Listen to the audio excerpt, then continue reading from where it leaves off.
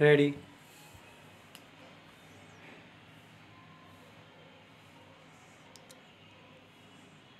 Start. Afghanistan में तालिबान ने अपनी अंतरिम सरकार का ऐलान कर दिया। जो सरकार बनने जा रही है उसे लेकर ज़्यादा आश्चर्य नहीं करना चाहिए। जो लोग अमेरिका से 20 साल से लड़ रहे थे वे सत्ता में नहीं आए और अपनी जगह किन्हीं दूसरे नेताओं को सत्ता संभालने का मौका दे। यह कैसे संभव होता? जो लोग बेहतर या साफ सुथरी या बेदाग सरकार की उम्मीद कर रहे थे उनके भोलेपन को ज़मीनी जवाब मिल चुका है। तालिबान की समर्थक आईएस हो या आईएसआई, दोनों में से कोई नहीं चाहेगा कि अभी तक के लड़ाकू नेतृत्व को हटाकर उदार नेतृत्व की तलाश की जाए। सत्ता परिवर्तन के आधुनिक युग में अगर मध्य युग अपनी बर्बरता के साथ कूद आया है तो उसे एक हद तक व्यवहार लायक बनाए रखने में ही भलाई है। विरोध तो तब करना चाहिए था जब अमेरिका ने इन्हीं लोगों में कथित अच्छा तालिबान देखा था और सत्ता हस्तांतरण की दोहा वार्ता शुरू हुई थी। अब जो भी सरकार जैसे भी वहाँ बनेगी उस सरकार को मान्यता भले न दी जाए लेकिन कमोबेश महत्व तो देना पड़ेगा। यह हमारे समय का स्याह सच है कि तालिबान की अंतरिम सरकार में कम से कम 14 सदस्य संयुक्त राष्ट्र सुरक्षा परिषद की आतंकी सूची में रहे हैं। प्रधानमंत्री घोषित मुल्ला मोहम्मद हसन अखुंद, उनके दोनों डिप्टी और गृह मंत्री भी सूची में शामिल हैं। इनामी आतंकी सिराजुद्दीन को गृह मंत्री बनाया गया है तो उनके चाचा हक्कानी को शरणार्थियों की जिम्मेदारी दी गई है।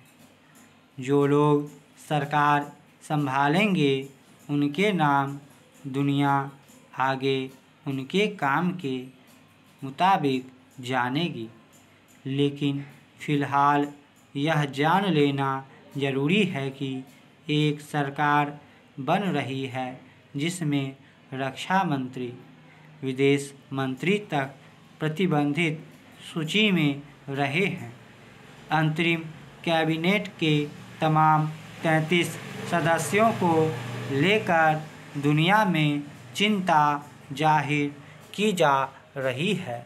दरअसल यही लोग थे जो अमेरिकी सेना और अफ़गानियों पर छिपकर आतंकी हमले करते थे।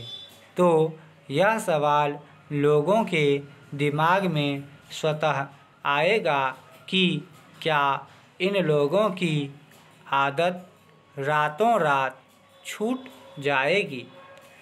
इन नए नेताओं को अपने स्थापित चरित्र से अलग तमाम अफ़गानियों को साथ लेकर चलते हुए दुनिया को दिखाना पड़ेगा। इस सरकार में कोई महिला नहीं है तो चिंता और बढ़ जाती है।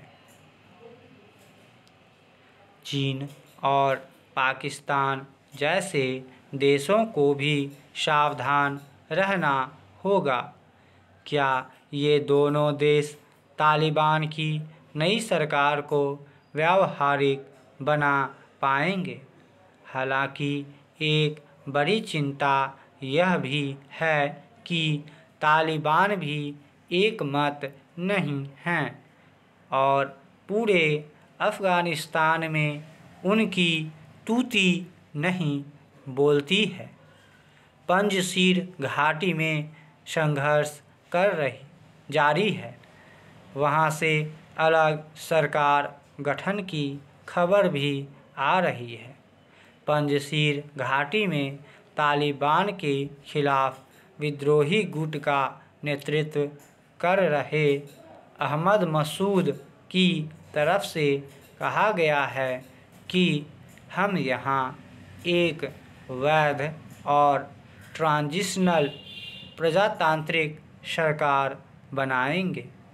यह अपने आप में खुशी की बात है कि अफ़गानिस्तान में कोई प्रजातंत्र के बारे में सोच रहा है, पर इस सोच का सामना संगीनों से है। अफ़गानिस्तान में स्थिर सरकार के लिए इंतज़ार करना पड़ सकता है। किसी भी देश को वाजिब वैधता उसकी सरकार के व्यवहार से हासिल होती है। फ़िलहाल दुनिया के तमाम आशावादी लोग तो उस मुल्ला अखुंद से भी उम्मीद रखेंगे जो बामियान के बुद्ध को तोप से उड़ाने में शामिल रहे थे।